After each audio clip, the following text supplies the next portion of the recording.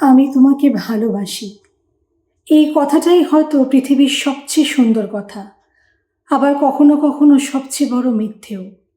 কারণ ভালোবাসার নামে মানুষ শুধু হৃদয় জয় করে না, কখনো কখনো একটা সরল বিশ্বাসকেও ভেঙে দেয়।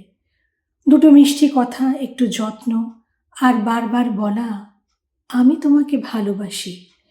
এই কয়েকটা কথাই যথেষ্ট একজন মানুষকে পুরোপুরি বিশ্বাস করানোর জন্য।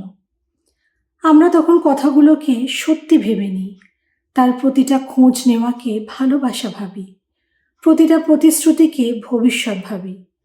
নিজের অজান্তেই মানুষটার হাতে তুলে দিই আমাদের সবচেয়ে মূল্যবান জিনিস, বিশ্বাস। কিন্তু সময় বদলালে যখন সেই মানুষটাই বদলে যায়, তখন বুঝতে পারি ভালোবাসার কথাগুলো হয়তো সত্যি ছিল না, সত্যি ছিল শুধু আমাদের অনুভূতিটা।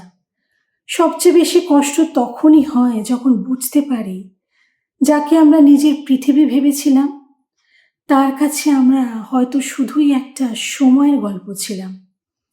তাই ভালোবাসার কথা শুনে নয়, মানুষের আচরণ দেখে বিশ্বাস করো।